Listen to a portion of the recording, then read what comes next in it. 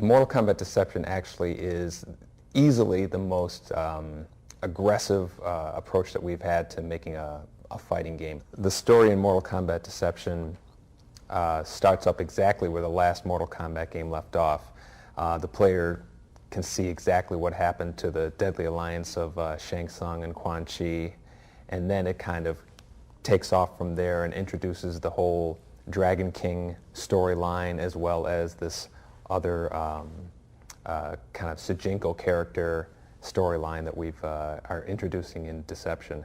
Online play is probably one of the most exciting features that we've added to Mortal Kombat Deception. Since the arcades have kind of died down over the years, bringing Mortal Kombat online really kind of recreates that whole experience where you're able to go online, play against people that you don't know, see how your skills compare to them. And we're really excited about the fact that you're going to be able to play these different modes of play online as well. And I think it's going to add a huge new kind of fire to the whole fighting game genre that has never really existed before since the 90s. Every Mortal Kombat game that I'm going to be involved with is going to have Scorpion and Sub-Zero. I don't think anybody can really imagine those characters not in a Mortal Kombat game. But since we have so many characters from the previous games, we're doing a lot to introduce some of the classics that haven't been seen for 8 years. Characters like Nightwolf, Sindel, and as well as some of the favorites from Deadly Alliance like Blind Kenshi and Boraicho. A lot of this game, a lot of Mortal Kombat Deception is the result of feedback that we've gotten from players, and they wanted to see certain characters return, they wanted to see certain features return, and a lot of it is kind of like our response to those requests. Every Mortal Kombat game has introduced some characters to the whole mix, and seeing as we've been around making Mortal Kombat games for 12 years, we have a cast of over 40, maybe 50 characters that we can pick from. The main thing we've done in terms of getting more realistic characters is we've done a lot of research and work on enhancing our graphics engine since Mortal Kombat Deadly Alliance. And with that extra time, we've managed to really increase the performance that we get out of the current generation of consoles. Mortal Kombat Deception has a much more responsive control and a lot faster attacks than any of the Mortal Kombat games before. In particular, it really has a more varied approach to the fighting styles. The different fighting styles that a character has are going to be much more varied compared to the previous game. They have a lot more faster attacks with weapons, a lot more of a faster hand-to-hand style, and the control of your character in particular is a lot more responsive than any of the other Mortal Kombat games. These new features that we've added to Mortal Kombat Deception are something we've always wanted to do since the last game. We've really tried to take the approach of not only listening to what the players want, but also giving them something that they're not expecting. And really nobody in the industry is really expecting us to do something like this. The natural progression of a fighting game is usually focusing in on just the mechanics of fighting. We've done that, but we've also really tried to take massive steps in terms of just improving the entire experience of playing Mortal Kombat. Fatalities have always been a very popular feature in the Mortal Kombat games, and this is another area where we've really listened to the players that have given us response. Mortal Kombat Deception has 2 fatalities per character, as well as a new feature which we're calling the Harry Carry move, where basically the player can finish himself off and not give the opponent the satisfaction of doing it. We've always taken the approach with Mortal Kombat to try to be different from the other games. I think a lot of the other games try to mimic each other and try to, incorporate certain features and maybe enhance it on that, whereas Mortal Kombat has always tried to be just the most outrageous, fun experience for the player, the most accessible fighting game that there is out there. And I think that really shows by how many games we tend to sell with every version. And that's kind of like our approach to making the new games. It's always been, let's create something new as opposed to trying to mimic something that was already done on another game and enhance that. Mortal Kombat Deception's Conquest mode is really kind of like a game in itself. It really has a lot of elements, RPG elements, adventure game elements, and at the same time it serves as like a training system for people who don't know fighting games too well. It teaches you the basics of the punching, the kicking, the maneuvering around your opponent, and at the same time, it's kind of it's really like an avenue for us to tell the most expansive story that we have in any Mortal Kombat game. But we also wanted to add different modes of play that have nothing to do with the fighting game. You know, we have a puzzle game and that's built into it. We have an adventure mode that's built into it, and we have like a board game that you play, which is kind of like a higher level strategy that you play in order to. It's a lot of similarities to chess, where instead of taking the piece, you play Mortal Kombat to see who wins for that piece. All of these combined together really have made Deception like the most content-filled fighting game ever made, you know, bar none. And because the backgrounds are so varied in different sizes and shapes, you're actually, part of your decision of which character you want to pick is going to be based on which background are we going to be fighting on, because certain characters will have advantages and disadvantages based on the background that you're fighting on, because the characters are varied in speed, size, you know, ability, and with that mix, I think that's going to make it a lot more of an unpredictable outcome of the fight in the fighting game. Mortal Kombat Deception has added a new feature we call the death traps, where basically some of the backgrounds have areas that are dangerous where you can take damage. Not only take damage, but some backgrounds will actually have an area that will kill you instantly. So you can be losing a round, have no energy left, and lure your opponent into the one death trap, throw them into a big meat grinder, and boom, you've won the round. And that whole kind of unpredictable, you know, turn the tables approach to the fighting game is really something that's new, and it's gonna be interesting to see how people use that strategy online as well as off.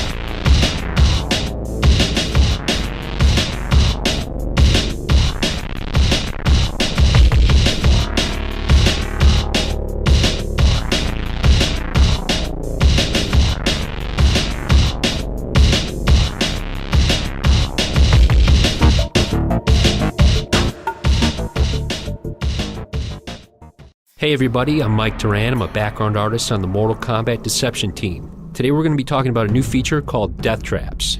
We put Death Traps in Mortal Kombat Deception to raise the bar of interactivity in fighting games. Death Traps pose an immediate threat. If you're knocked into one, the round is over. The first Death Trap we're going to cover is the giant meat grinder in the slaughterhouse. The slaughterhouse poses a huge occupational safety hazard. Anyone who gets thrown into the giant rotating meat grinders gets their body chunks splattered against the wall behind it. Let's move on to Yin Yang Island, a background which switches from good to evil. When the background turns to the evil mode, the waters are populated with flesh-eating devilfish. If you get knocked in during the evil mode, your body is stripped of its flesh. Next is the Hell's Foundry background. It's a factory where steel presses pound out slabs of hot metal.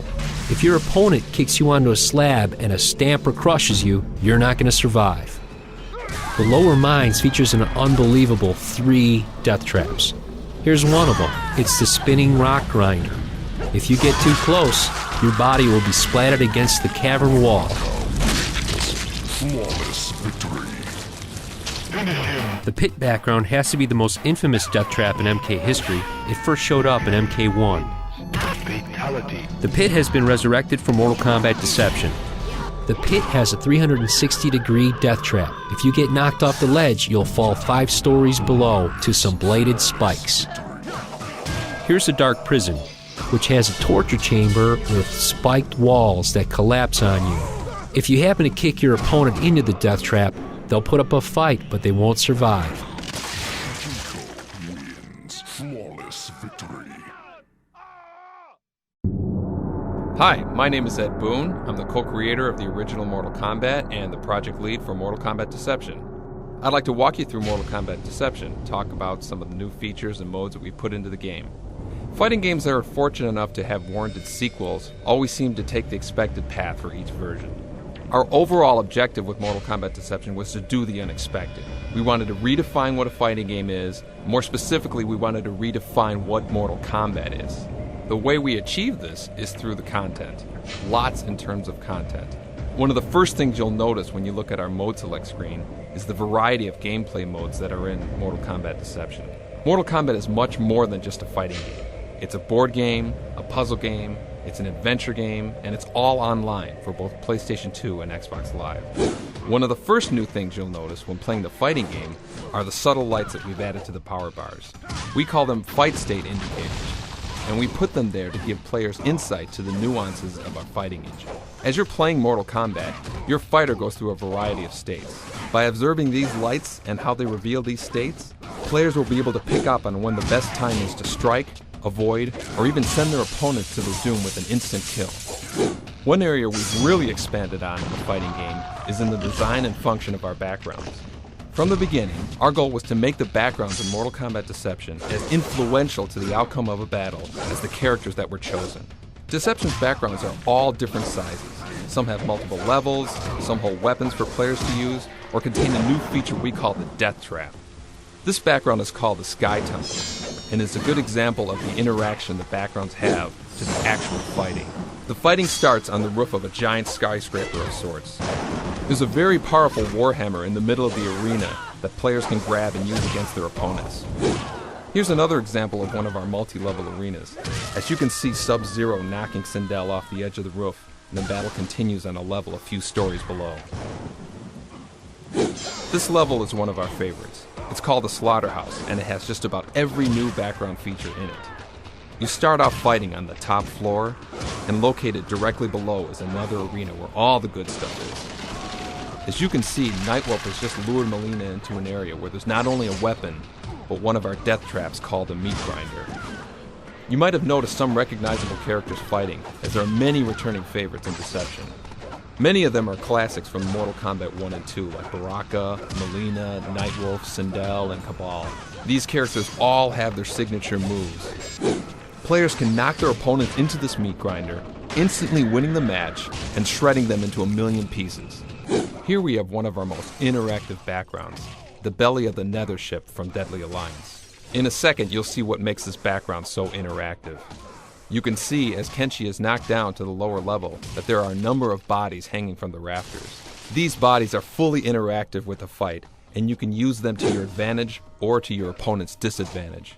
Notice how they swing back and forth and can actually knock down the fighters. Again, our goal here was to make the backgrounds as influential to the outcome of the battle as the characters that are chosen.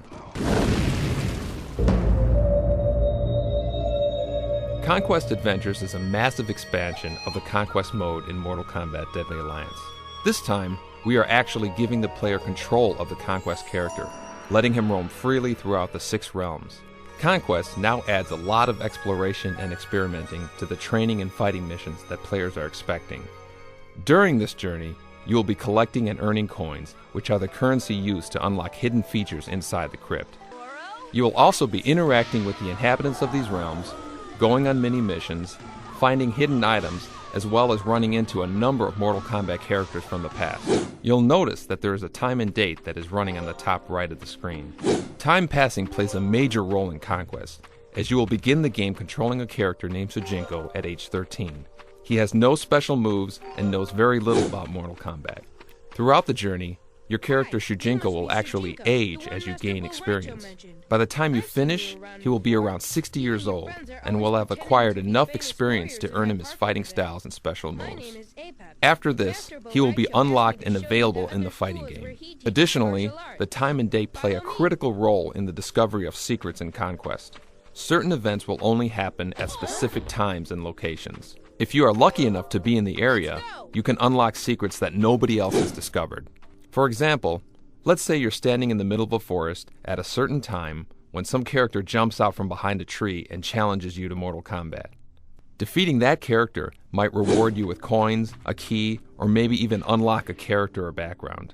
That particular character might only be available at 4 a.m. in the forest. Instead of waiting around for things to happen, players can actually accelerate time by meditating. The possibilities are endless when it comes to the amount that can be hidden throughout the 6 realms of conquest. Chess combat can be thought of as a hybrid of a number of classic board games and Mortal Kombat. Like chess, the goal is to kill your opponent's king before he kills yours. Each player takes turns strategically moving their pieces, positioning them for the kill. Unlike chess, however, when one piece tries to take a square from another, they have to play one round of Mortal Kombat to determine who wins the square. There are several different types of pieces on the MK chessboard. They differ in both their movement abilities as well as their strength during combat. The first piece is your basic grunt, which is like a pawn. Then you have your champion, the MK equivalent to a queen. A shifter is a piece that takes the form of his opponent during combat. A sorcerer can actually cast spells to help his own pieces or to harm the opposing pieces. These spells can do things like imprison, kill, resurrect, and teleport other pieces. Finally, you have your leader piece, which is the king, and this is the one piece you need to protect.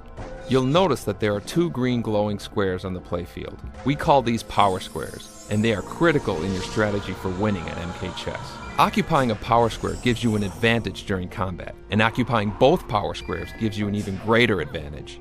You don't want to let your opponent occupy both squares. The first thing you do when playing is to pick which Mortal Kombat characters you would like to play as each chess piece on the board.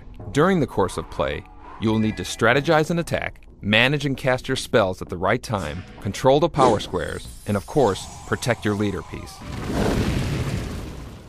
This takes us to puzzle combat. You can think of puzzle combat as a combination of a color matching game and Mortal Kombat. The object of the game is to match as many same colored pieces on your board and eliminate them with a matching breaker piece. Doing so dumps those pieces on your opponent's puzzle, making him have to deal with them. The more pieces you have to manage, the more full your puzzle gets. The first player to stack his pieces to the top of his puzzle loses. Sound simple enough? With the additional rules we've thrown in, it really gets interesting. Before the match starts, players pick their MK characters, just like they would in a fighting game. Each character has his own unique special move that actually affects the gameplay. Some of these moves are defensive, eliminating pieces from your puzzle, while other moves are offensive, dumping pieces onto your opponent's puzzle. These moves can be executed when your super meter fills. Occasionally, a special piece called a bomb will fall in your puzzle. The bomb is very powerful. When it touches a piece on your puzzle, it will eliminate all the pieces of that same color. Of course, this game wouldn't be Mortal Kombat without fatalities, so we've managed to incorporate them into our puzzle game as well. Wins. Fatality. Mortal Kombat Deception is the first fighting game available online for both the PlayStation 2 and the Xbox. And this time around, by popular demand, every character has 2 fatalities. Finish her!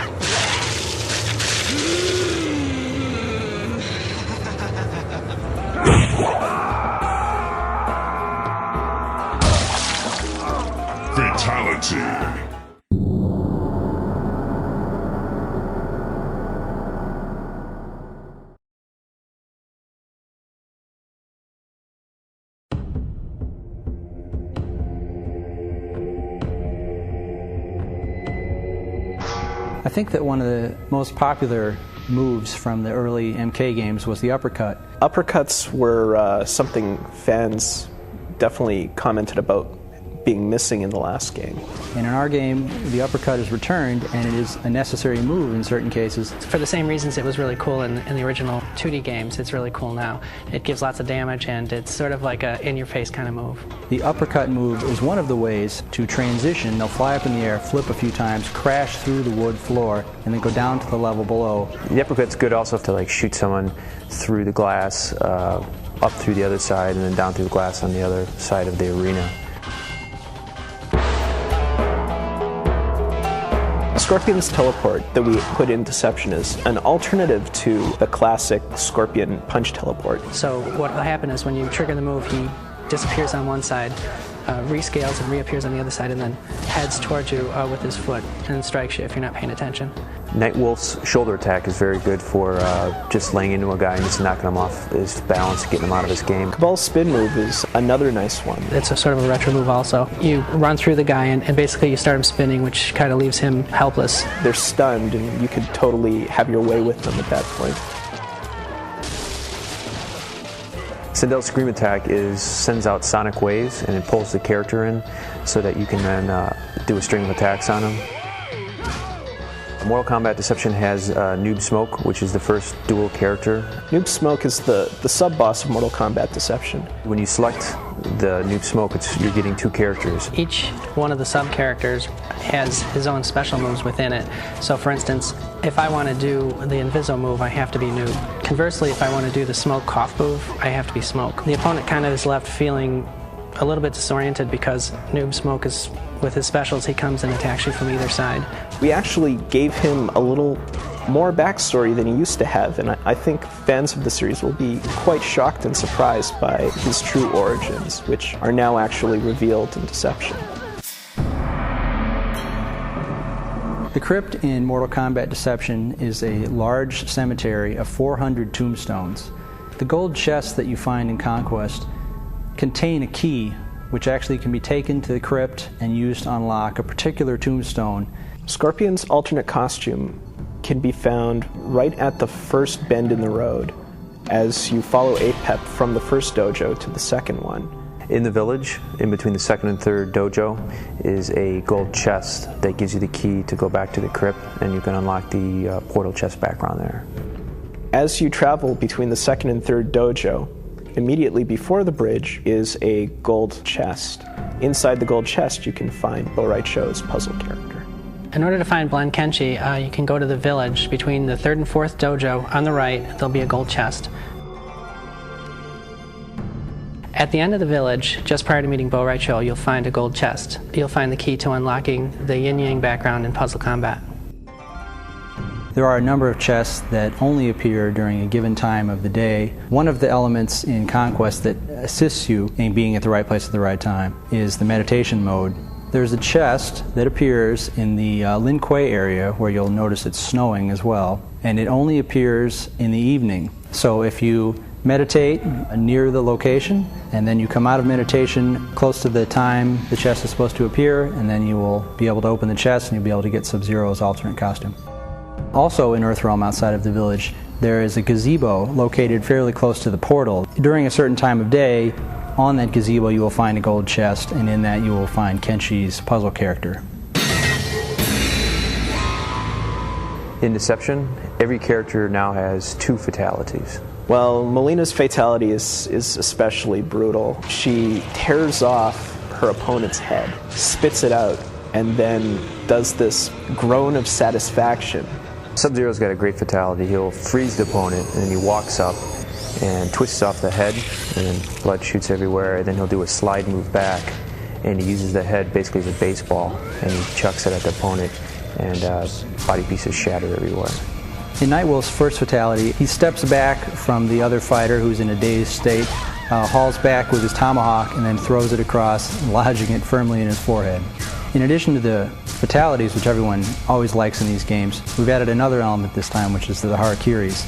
Melina's harikiri is pretty gruesome. She uses 2 sais and takes them into her head and then falls over lifeless. Sub-Zero wins. Harakiri.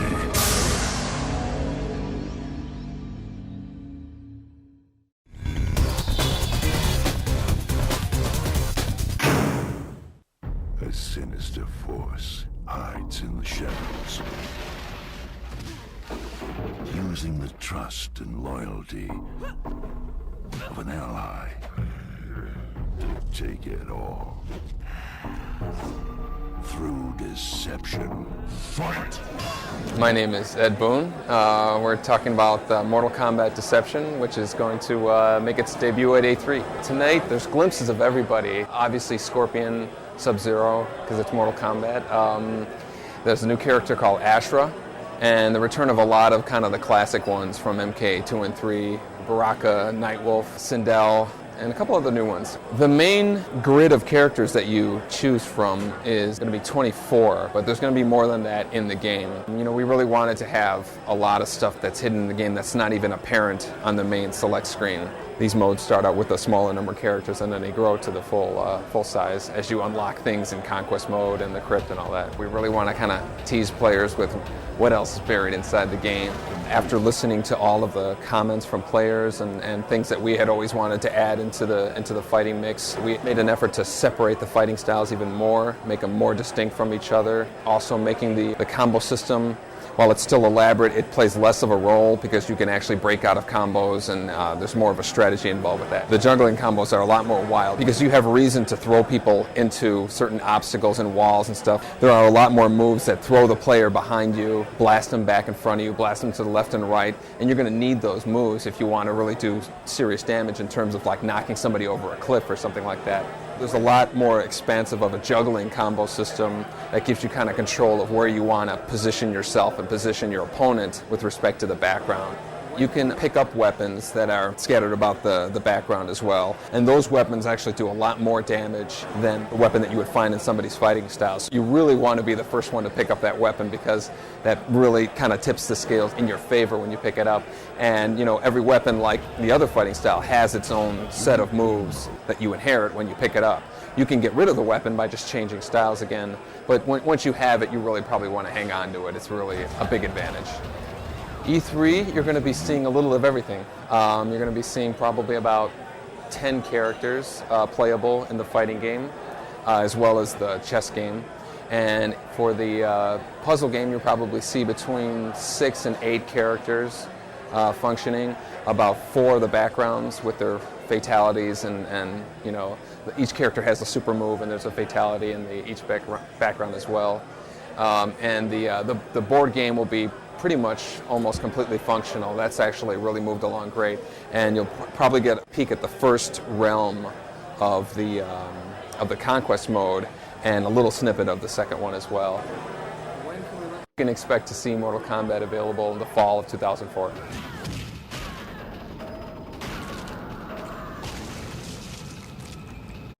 This is our noon broadcast, and we are on the set with a very special guest. We have Ed Boon, co-creator of Mortal Kombat. He's going to be showing us Mortal Kombat Deception. A lot of you have stopped by. We've had people coming by all day yesterday, people coming by today and telling us that it's one of the most exciting games they've seen on the show floor. So congratulations. Everyone's looking forward to it. Thank you. We're very excited about it. Great. And how long have you been working on it?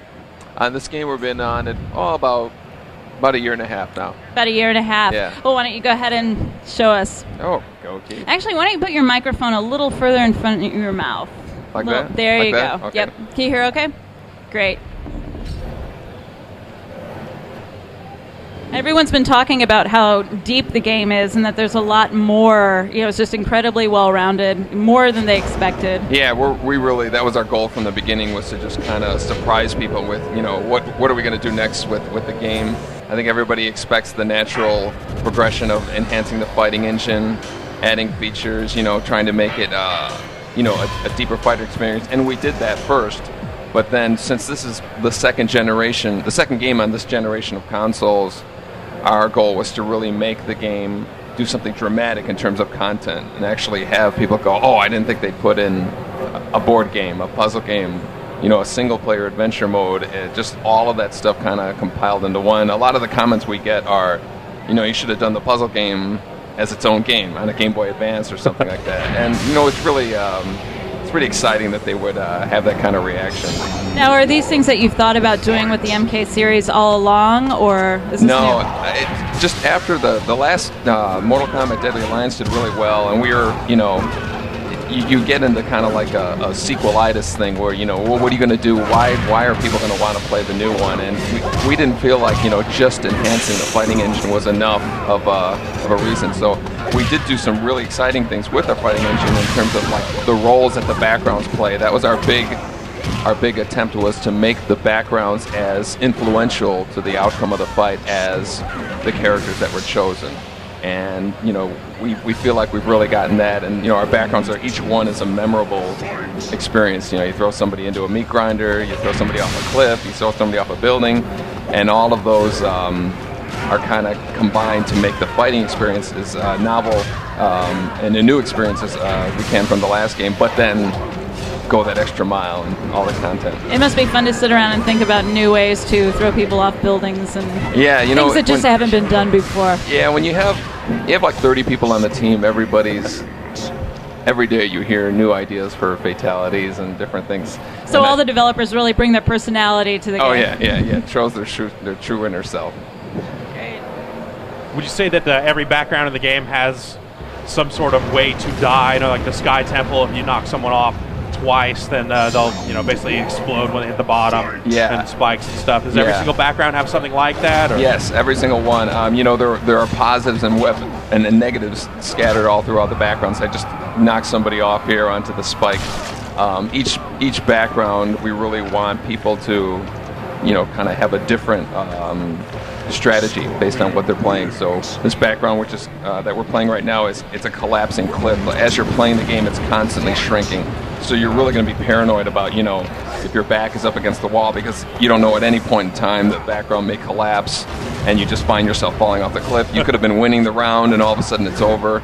A lot more unpredictable matches happen in this game than any of the previous Mortal Kombats. Do you find that that's something that really, moving to a console format has really allowed you to do? It seems like that would be kind of a jip in the arcade if someone just got killed immediately. Absolutely. So. We wouldn't have dared try this in the arcade, because if you had, if you're winning the round and somebody comes around, turns it off, we're going to have an option to turn off the feature if it's going to be something like in a tournament mode or something. But we definitely wanted with the consoles to do stuff that we would never have even thought of in the arcades, and that's one of the big ones. I've always really wanted to have a dramatic change of events. Suddenly you're winning, suddenly you've lost the game. Now, you talked about a lot that you've added to this game, but what are the MK staples, in your opinion, that you really wanted to carry over?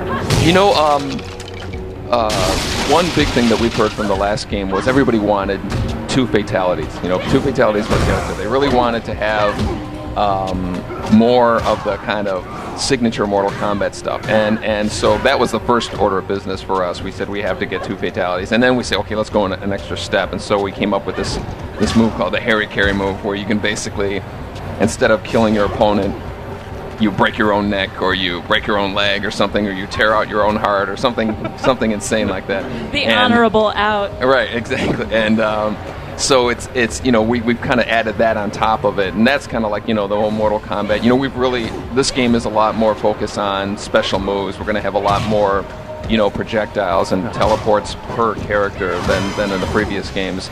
And in addition to that, we're trying to educate the casual gamer into some of the nuances that fighting games that some of the more sophisticated gamers take for granted, and that's like opportunities for when you dodge somebody, counters and reversals and all that. And then that's what these fight state indicators that we have on top of the power bars, they reveal kind of these windows, and we're gonna that's going to be a lot more of like the nuances that I think will bring it up to the casual gamer a little bit more clear. I think they'll get into the whole fighting mechanics a little more. So basically, they won't have to sit there and examine frame data, go through all the weird stuff. Exactly. Some of the stuff that is very common in our vocabulary is going to be. We're trying to introduce that to the more casual gamer who just kind of bangs on buttons and sees all that. Right.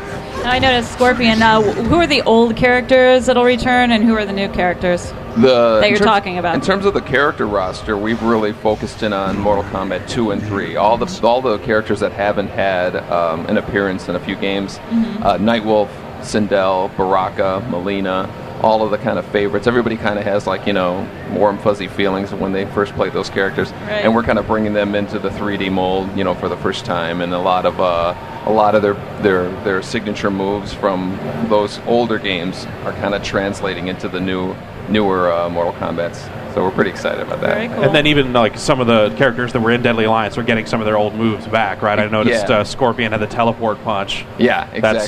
That's Sub-Zero. A big addition. Yeah, exactly. Sub-Zero and Scorpion, some of the moves that they didn't have in Deadly Alliance, we're bringing them all back. Cool. We're having the, try to any character that we're bringing back. Our goal is to give them at least every single signature move from the last game, and then some. Cool. So tell us more about the board games. That's chess. The board game is really like our goal was just to have kind of like a higher level strategy for the game.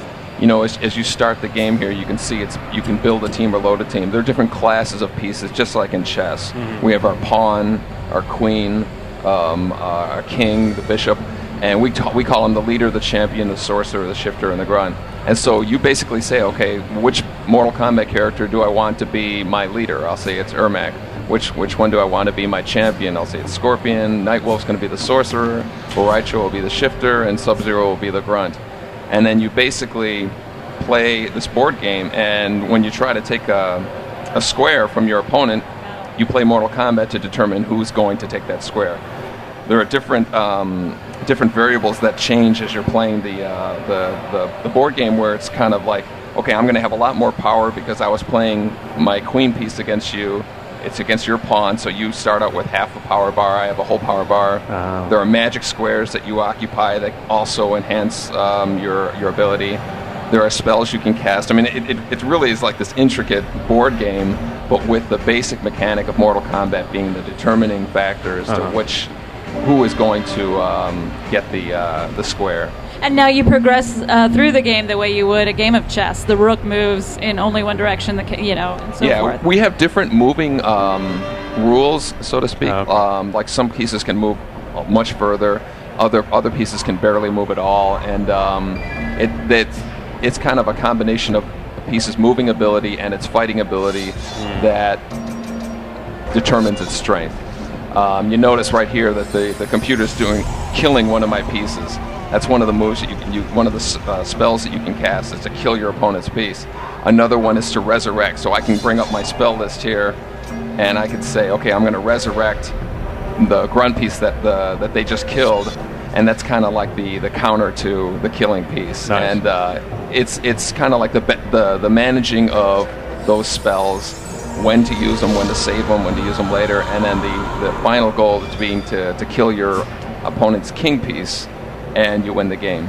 All these modes, the board game, the puzzle game, the fighting game, are all online, Xbox and PS2. Awesome. Yeah. So now, and then in the chess mode, additionally, you're kind of bringing back some of the old backgrounds, kind of in a new 3D form, right? Exactly. Every background in the chess game is MK2 or MK1 background brought up in 3D. So you see some of your favorites, the Portal, the one with the monks. We're going to have the pit and all that stuff on the board games as a nostalgic, and even plays the songs, the music that was playing during those games back there. Nice.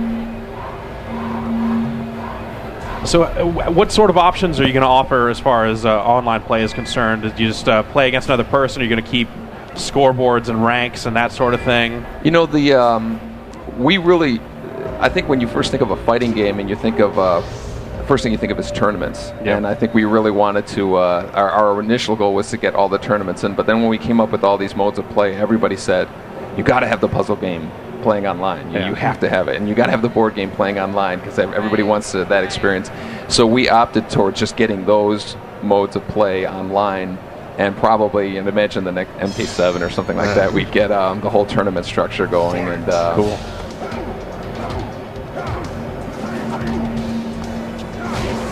This background is actually from MK1. and Baraka obviously is from Mortal Kombat 2. One of the basic mechanics we brought back that everybody's been asking for is the basic uppercut. So you have this ducking and the big power move that we had from. So a lot of like the basic mechanics we're bringing back in terms of the Mortal Kombat signature moves.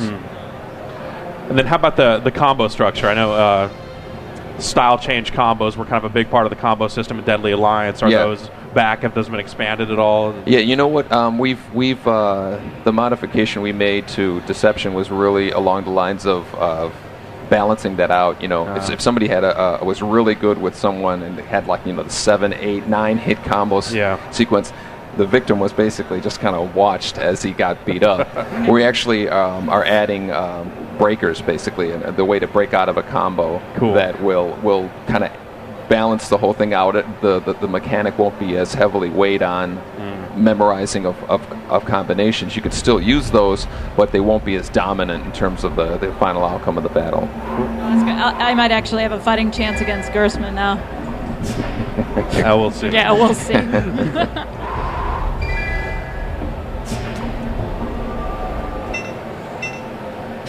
So what aspect of the game are you most excited about? I think in general, I'm most excited about the fact that we're putting all this stuff into one game. The whole notion of making all these items. When you present the game, so you're playing the puzzle game here, it's its own menu. It has its own kind of like feel and an experience to the game. We really wanted to make it feel like you've bought 3 products, 4 products in there, and all of it is kind of comprised to make Mortal Kombat. Our goal, our long-term goal is to make Mortal Kombat not people that's just, that's a fighting game. We're going to be doing future adventure games on Mortal Kombat. We're going to be doing other fighting games, all these different kinds of classes of games, but with the name Mortal Kombat on it. That's kind of our goal, and I kind of feel like this is the first step to doing that. So people will kind of go, we have this cool puzzle game. It just happens to be Mortal Kombat. It seems like kind of a natural progression in a lot of ways, because the Mortal Kombat series has always had such a rich mythology behind it, and the backstory's really been something that you could draw in a lot of different ways. Yeah, we're pretty excited about just how people's they're just not expecting us to kind of do something like this with a fighting game. Everybody kind of thinks of fighting games, they add combos, they change the characters, they do that, and it's a little bit more less expected that we would do something like along the lines of this. Yeah, well, I think everybody who's followed Mortal Kombat through the various incarnations will be really happy to see a good core Mortal Kombat game with a lot of new additions, but what they loved about it to begin with. You're really maintaining it and growing it at the same time. That's not easy. People try to do that all the time. No, that's one of the things that we're actually most kind of proud of, is the fact that when we were doing Mortal Kombat 1 and Mortal Kombat 2, it was kind of like Street Fighter and Mortal Kombat. And it was like the 2D, and I really kind of consider that as a different era. It was the 2D gameplay. It was a lot simpler. It was a lot more, I think in some ways it was a lot more accessible. And now, we're still, doing really well with Mortal Kombat, and we're in a completely different era. Now we're playing with, the Tekkens and the Virtua Fighters, and it's like, I feel like that whole 2D stuff was like a different lifetime ago, and seems like it. It was a great experience, and I really miss the arcades and all that. But now it's just it's such a completely different animal designing these games for a console. It's not a home, or it's not an arcade experience anymore. Yeah.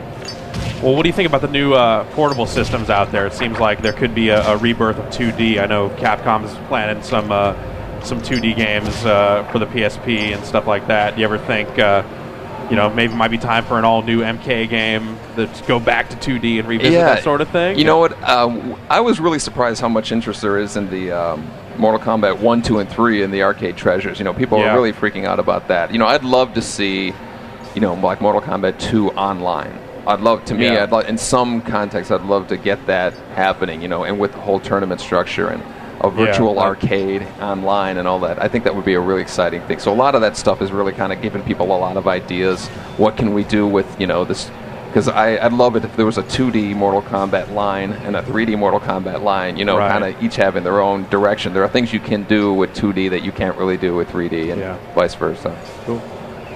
Now, in the puzzle combat, you have the attacks as well.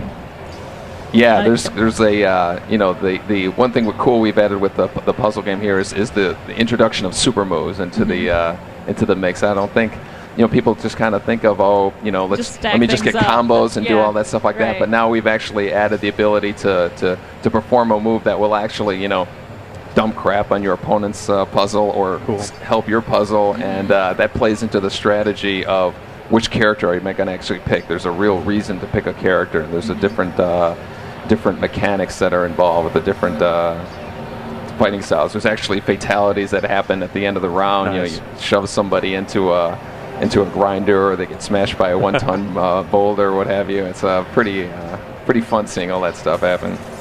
We would expect nothing less. Right. Oh, here we go. Yeah. All right. So will each character have their own fatality and own special move in the puzzle? The fatalities are more like background fatalities. Okay. But they do have their own special moves that you can do, and you can actually we're going to have secret button combinations to do different fatalities and all that. Wow. So we're going to try to hide a lot of stuff there. Yeah. And finally, the online thing is obviously something we're really excited about. Just that whole experience of testing your skills against people that you've never met before, with the GameSpot on PS2 and Xbox Live or the Xbox. Will the PS2 version have headset support for voice chat? Yes. Right now we really want to give that trash talking ability. That's, the arcade scene being as dormant as it is. That I've been missing a lot of that lately. Jeff's not getting enough in his daily life, so. No. In my daily, shove people against a pinball machine. Right, or into the grinder. Right. And so we're looking at October release, right? Yes, October 2004. Great. Well, Very Ed, excited. thank you so much for your time. Thank It's an you. honor. All right. Thanks. Thanks a lot. Thanks a lot. Okay, everyone at home viewing this and everyone in the audience, stick around. We have more interviews coming up, more giveaways, trivia, you name it. We'll be back soon.